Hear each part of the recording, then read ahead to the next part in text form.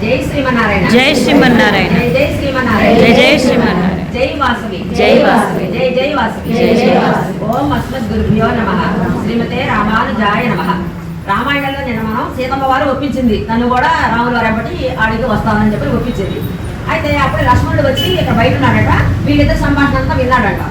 ఇక వీళ్ళ సంభాషణ పూర్తి అయిపోయాక లక్ష్మణుడు వచ్చేసేసి గబగబా లోడ్చుకుంటూ వాడు అన్నగారు పాదాలు ఇట్లా దాటి పట్టేసేసుకొని, అన్నయ్య నేను కూడా వస్తా అడిగి నీతో పాటు మేము కూడా వస్తా అని చెప్పి అంటాడు. అన్నకెళ్ళి వెనుకలు చూసుకుంటూ అంటే రాముడు అంటాడు, ఎందుకయ్యా నువ్వు అడగ రావద్దు, నువ్వెందుకు రావడం మాతో పాటు, నువ్వు రావద్దు అంటాడు. అంటే ఏంటి అన్నయ్య ఎందుకు వద్దంటావు, నేను ఎక్కడికి వెళ్ళినా నీతో పాటు తిరుగుతా కదా, నీతో పాటే ఉంటా కదా నేను, ఇప్పుడు నన్ను రావద్దానికి కారణం ఏంటి, నన్ను ఎందుకు రావద్దంటావు అడుగుతాడు లక్ష్మణుడు. అంటే నువ్వు మహావీరుడివి, చాలా తెలియగలవాడు అయ్యా, నువ్వు ఏ పని చేసినప్పుడు జాగ్రత్తగా చూసి చేస్తావు, అలాంటి నువ్వు అడవికి రావద్దు, ఇక్కడే ఉండు. ఎందుకనంటే ఇప్పుడు మరి నువ్వు నేను లేకపోతే మీ అమ్మ మా అమ్మ కౌసల్య సుమిత్ర ఉన్నారు కదా, వాళ్ళని భర్తను చూడడు, ఇంత సరిగ్గా చూడడు.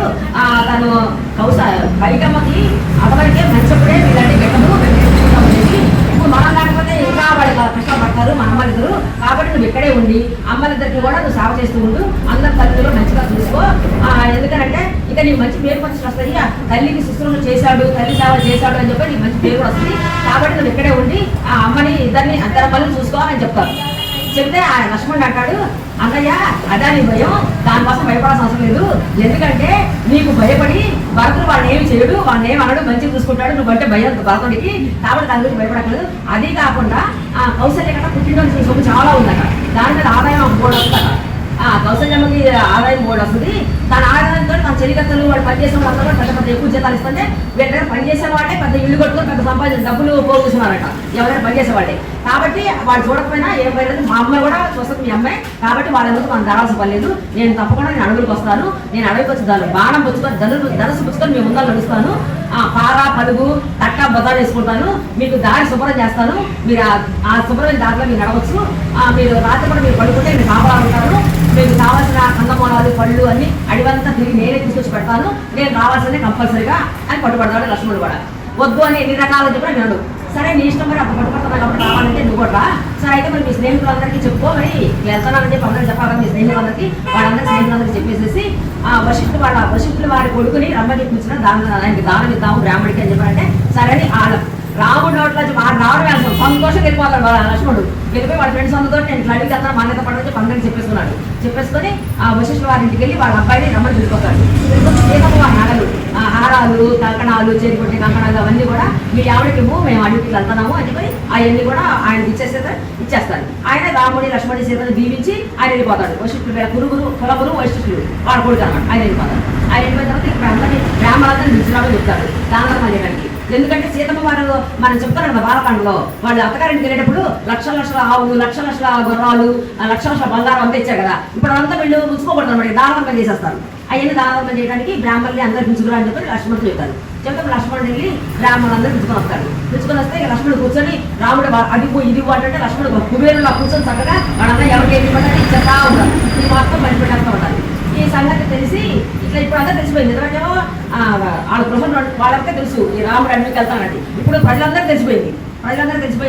ఈ సీతమ్మ వారి దాసీలు, రాముల వారి దాసీలు, లక్ష్మణుల వారి దాసీలు వీళ్ళందరూ ఏడ్చుకుంటూ వచ్చారు. ఏంటి మీరు అడవికి వెళ్తారా అని చెప్పి ఏడ్చుకుంటూ వచ్చారు. వస్తే మీరు బాధపడద్దు, ఏం పర్లేదు అని వాళ్ళకు డబ్బులు నగలు అన్ని వాళ్ళకు కొనుక్కొని ఇచ్చి మేము వెళ్ళిన తర్వాత మేము వచ్చే 14 సంవత్సరాల వరకు ఇల్లంతా పాడుపడిపోకుండా మనుషుల ఇల్లులా కాకుండా మనుషుల ఇల్లులాగా కడకడగా దేదీప్యమానంగా వెళుతూ ఉండేట్టు మీరు చూసుకోండి, ఇక్కడే ఉండి మరి మేము వచ్చాక ఇల్లే మాత్రం ఉండాలి బాగుండాలి అని వాళ్ళందరికీ దాసీలందరికీ చెప్పి వాళ్ళకు నగలు డబ్బులు అన్నీ ఇస్తారు.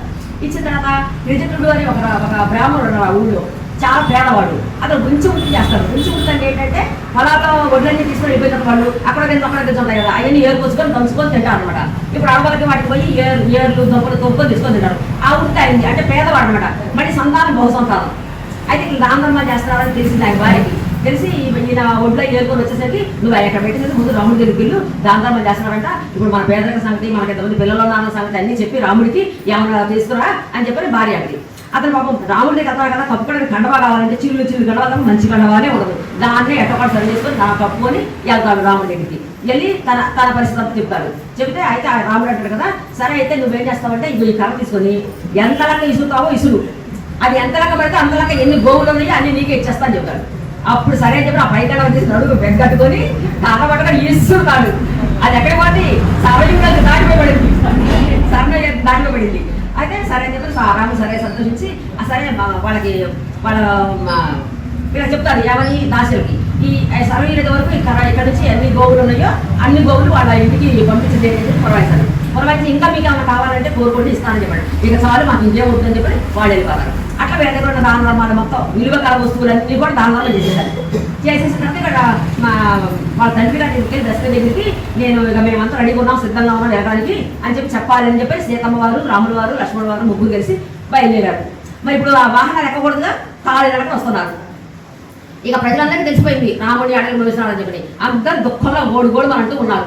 అయితే జనం అయితే వెళ్ళిపోలేదు. పుట్లకు కూడా జనం వచ్చారు కదా, ఆ జనం అంతా అక్కడే ఉన్నారు, బాధపడుతూ ఉన్నారు. సరే సీతమ్మ వాళ్ళు అందరూ వస్తుంటే వాళ్ళు మాట్లాడుకుంటారు. వీళ్ళు నడుస్తూ ఉంటే పక్కన ఉన్నాడు ఇంకా స్త్రీలందరూ డాబాలు ఎక్కి గోడలు ఎక్కి పెట్టపాడ మీద కూర్చొని చూస్తూ ఉన్నారు వీళ్ళు వస్తున్నారని చెప్పి.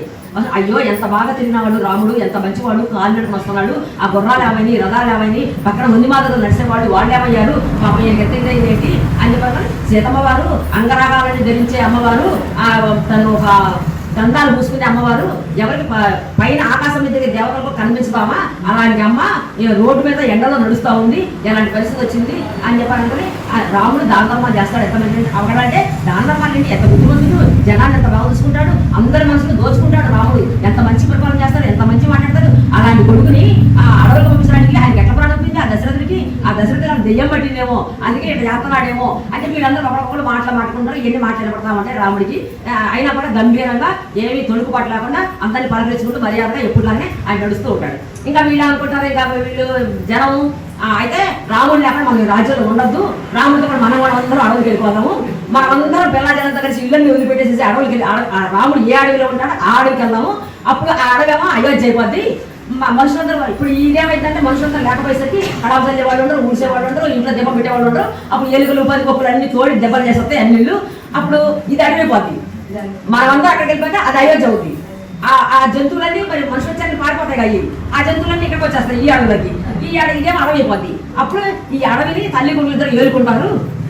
మనకి ఎలాంటి వద్దు మనం చేద్దామని వీళ్ళందరూ అనుకుంటూ ఉంటారు. ఇవన్నీ వీళ్ళుకుంటూ నడుస్తూ ఉంటారు. రాముడు ఏం పట్టుకోకుండా అందరినీ పలకరించుకుంటూ ఎప్పుడులాగా యథా ప్రకారం నడుస్తూ ఉంటాడు రాముడు. అక్కడికి వెళ్ళేసరికి తండ్రి గారి కోసం వెళ్ళేసరికి ఫస్ట్ ద్వారంలో సుమంత్రుడు దుఃఖిస్తూ కూర్చుంటాడు. సుమంత్రుడికి ఈ విషయం ఎప్పుడైతే తెలిసిందో అప్పటి నుంచి ఇప్పటివరకు దుఃఖంతో మునిగిపోయి ఉన్నాడు ఆయన. మరి ఇప్పుడు ఎదురుగా రాజకుమారుడు కాబట్టి డైరెక్ట్గా వాళ్ళ నాన్న గృహాలకు వెళ్ళిపోవచ్చు. ఇప్పుడేమో పరాయి వెళ్ళాక కబురు చేయాలి కదా, కబురు చేసి రమ్మంటే వెళ్ళాలి కదా. అందుకని సుమంత్రుడితో చెప్తాడు, నేను వచ్చాను మా నాన్న దర్శనానికి చెప్పండి చేస్తున్నాను.